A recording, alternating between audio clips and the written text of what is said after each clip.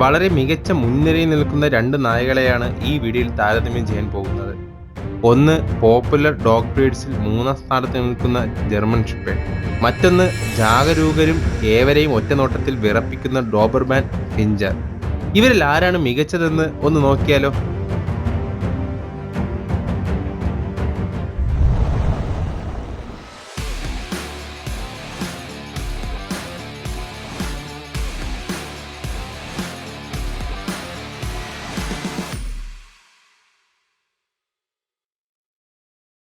കാഴ്ചയിലും ശരീരഘടനയിലും ഇവർ രണ്ടുപേരും വളരെ വ്യത്യസ്തരാണ്. ജർമ്മൻ ഷെപ്പേർഡുകൾക്ക് ഏകദേശം 22 മുതൽ 26 ഇഞ്ച് വരെ വലിപ്പമുണ്ട്. 30 മുതൽ 40 കിലോ വരെ ഭാരം വരുന്നു. അതേ സ്ഥാനത്ത് ഡോബർമാൻ 24 മുതൽ 28 ഇഞ്ച് വരെ വലിപ്പമുണ്ട്. അതുപോലെ 30 മുതൽ 45 കിലോ വരെ ഭാരം വരുന്നു. ഈ പറയുന്ന അളവുകൾ ഒരിക്കലും അക്യുറേറ്റ് ആയിരിക്കില്ല. ഇതൊരു ആവറേജ് ആയ വാല്യൂ മാത്രമാണ്. അപ്പോൾ വലിപ്പം നോക്കിയാൽ ഡോബർമാൻ ഒരു പടി മുന്നിലാണെന്ന് വേണമെങ്കിൽ പറയാൻ സാധിക്കും. ശാരീരിക രൂപത്തിൽ ഇവർ രണ്ടുപേരും വെവ്വേറെയാണ്. ഡോബർമാനുമായി താരതമ്യം ചെയ്യുമ്പോൾ ജർമ്മൻ ഷെപ്പേർഡുകൾക്ക് വളരെ കട്ടിയും നീളവുമുള്ളതായ രോമങ്ങളാണ്. ഇത് ശരിക്കും അവരെ ഏത് കഠിന കാലാവസ്ഥയിലും അതിജീവിക്കാൻ സഹായിക്കുന്നു. ഇവർ രണ്ടുപേരുടെയും ജന്മദേശം ഒന്നാണ്, ജർമ്മനി. ജർമ്മനിയിലെ ഒരു മികച്ച വർക്കിംഗ് ഡോഗാണ് ജർമ്മൻ ഷെപ്പേർഡുകൾ. കന്നുകാലികളുടെ കൂട്ടത്തിൽ അവരെ നയിക്കാനായി ഇവർ എപ്പോഴും ഉണ്ടാകും. ഇവരുടെ പ്രധാന ജോലിയും അതുതന്നെയായിരുന്നു. പിന്നീട് അവരുടെ ബുദ്ധിയും കൗശലതയും കണ്ട് പല മിലിറ്ററി ഫോഴ്സുകളിൽ ഉപയോഗിച്ചു തുടങ്ങി. അതേ സ്ഥാനത്ത് ഡോബർമാൻ പണ്ട് കാലങ്ങളിൽ കാവലിനായാണ് പ്രധാനമായി ഉപയോഗിച്ചിരുന്നത്. ഇന്നും അതേ ജോലി തന്നെ അവർ ഭംഗിയായി പിന്തുടരുന്നു. ഡോബർമാൻ വളരെ ബുദ്ധിശാലികളും സ്നേഹമുള്ളതും ആയതുകൊണ്ട് തന്നെ സംരക്ഷണ ചുമതല അവർ ഭംഗിയായി ചെയ്യുന്നു. പക്ഷെ ഒരു കുടുംബത്തിലെ ഒരാളോട് കൂടുതൽ അടുക്കാനുള്ള പ്രവണത ഇവർക്ക് ചിലപ്പോഴുണ്ട്. എന്നാൽ മറ്റുള്ളവരോട് അടുക്കില്ല എന്ന് അതിനർത്ഥമില്ല.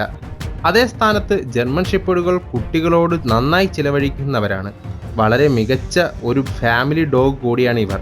ചുരുക്കി പറഞ്ഞാൽ രണ്ട് ബ്രീഡുകളും വീട്ടിൽ വളർത്താൻ പറ്റിയ സ്വഭാവക്കാർ തന്നെയാണ്. പൊതുവെ ഈ രണ്ട് ബ്രീഡുകളും വളരെ നല്ല പരിശീലനം അത്യാവശ്യമാണ്. വളരെ വേഗത്തിൽ ഇവർ രണ്ടുപേരും കമാൻഡുകൾ സ്വീകരിക്കുന്നവരാണ്. ശരിക്കും ഡോബർമാൻ കുറച്ച് കൂടുതൽ ഇൻഡിപെൻഡൻ്റ് ആണ്. പരിശീലനം വേണ്ടത്ര അല്ലെങ്കിൽ ചില പ്രശ്നങ്ങൾ ഉണ്ടാകാം.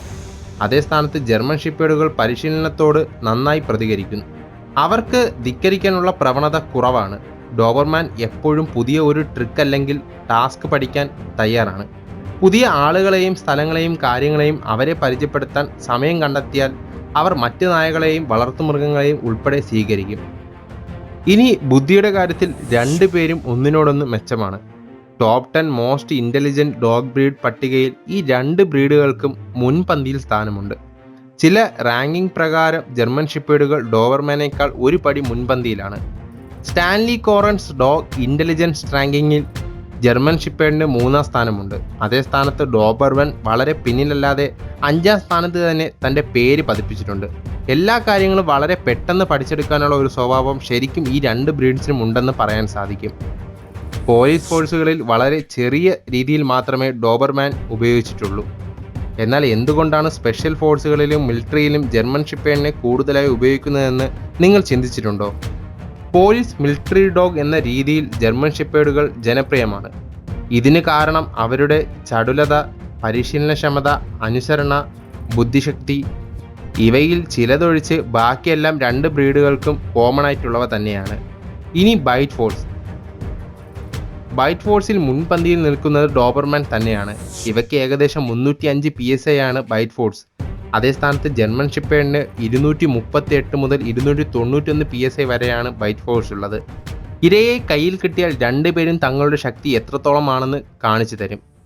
എന്നാൽ ഇതിൽ നിങ്ങൾക്ക് പറ്റിയ നായ ഏതാണെന്ന് ചോദിച്ചാൽ ശരിക്കും അതിനുത്തരം ഒരു വീഡിയോയിലൂടെ തീരുമാനിക്കാൻ സാധിക്കില്ല. ഇതിൽ ഏത് ബ്രീഡാണ് ബെറ്റർ എന്ന് താഴെ കമൻറ്റിലൂടെ നിങ്ങളുടെ അഭിപ്രായം രേഖപ്പെടുത്താൻ മറക്കല്ലേ.